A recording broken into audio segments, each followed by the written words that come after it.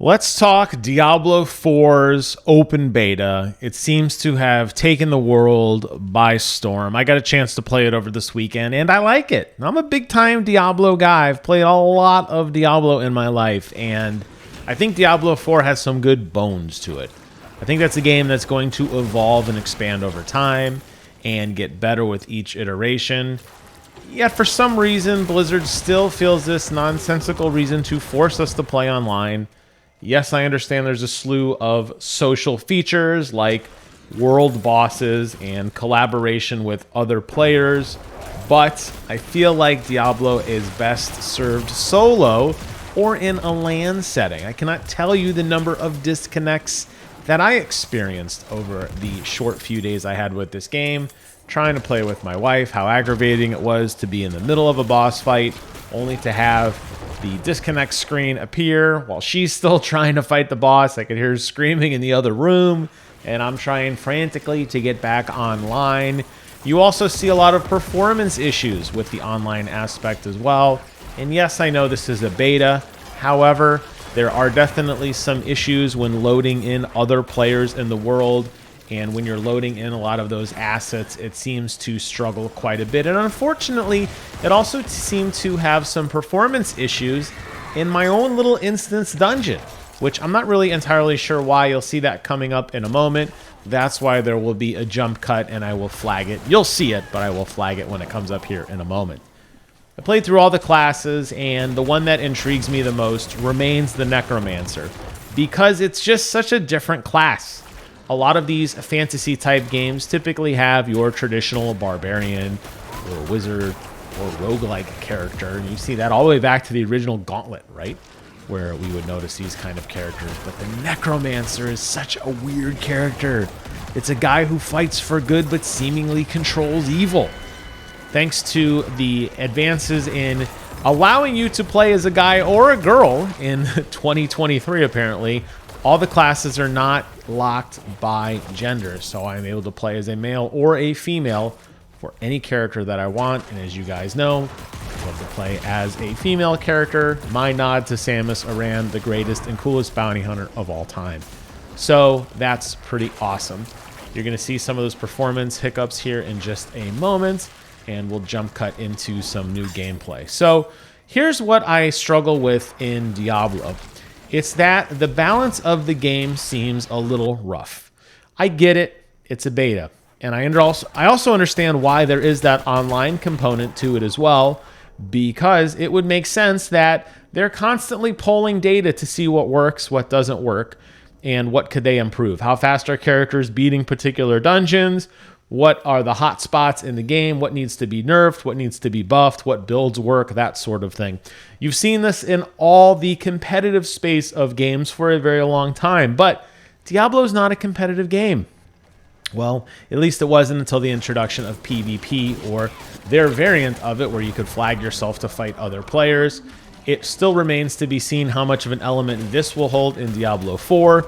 It was very clear in Diablo 3 that it was a goal that Blizzard had hoped to achieve at one point, but ultimately abandoned it in exchange for just, casual PvP amongst players doing what they thought was fun to do.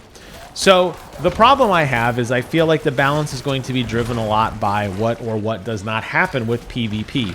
But I can tell you this in the beta, the Necromancer as broken as shit. It is the most overpowered class that I've played by far. I got all characters to around the 15 or 20 level.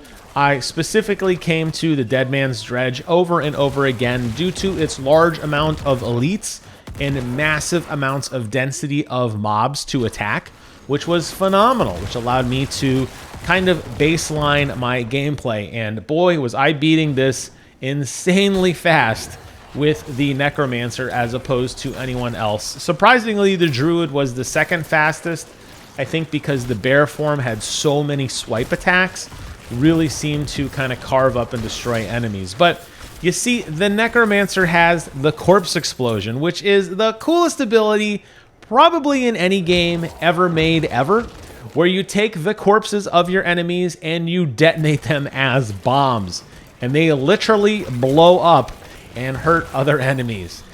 Unlike other Diablo variants, the corpse explosion costs you absolutely no resources. It's absolutely free to cast, which means you can spam the absolute piss out of it, which is what you see me doing time and time and time again. As with all the other abilities in this game, you can buff them, you can add more stat points into them to make them even more powerful. You have some slight modifications. You could change it to a damage over time. You could change it to do other things, but why mess with what works? Detonating enemies and exploding them. The only thing the skeletons really serve for in this playthrough is to be kind of a shield as I stand in the background and detonate enemy corpses. And it has worked insanely well in all of my playtests. I have a feeling it's probably going to be nerfed or changed. This would only make sense. A lot of other abilities in this game are following that very traditional element where you have a gathering ability and a dumping ability.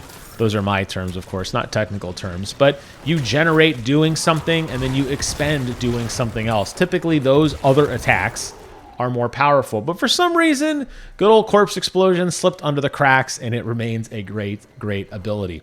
Outside of the kind of inconsistency of the gameplay, I will say it's fun. It's cool to go around in a world and find optional dungeons and get rewarded for them. I think they've taken a page out of the Elden Ring book. Every single dungeon you do will yield something valuable to you, whether it's a passive buff or a legendary item or some much needed gear. Never once in my time with the beta did I feel like my time was wasted going somewhere. I was always getting something. Even if that something was just gold, which allowed me to go back to the town to refine or upgrade my equipment to continue on. I always felt like progress was being made. And that's about the best thing I could say about any game, where it values my time as a player, giving me the ability to play in a way that I want. Yes, there is a main story, but there are a slew of side quests. However, I never felt punished for going off the beaten path, and I always felt rewarded for doing things that were entirely optional.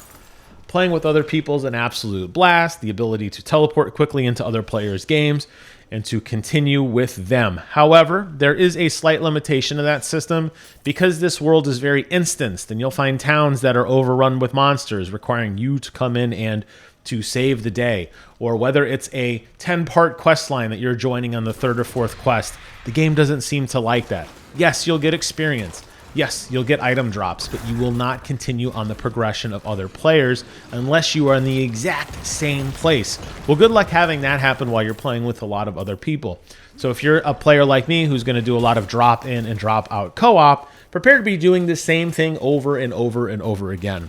As much as I like the idea of an instance universe, the ability to feel like I am making a dramatic change in the environment around me, I feel like this game gets it wrong because it wants you to drop in and drop out and play with other people, yet it's going to constantly punish you for doing that.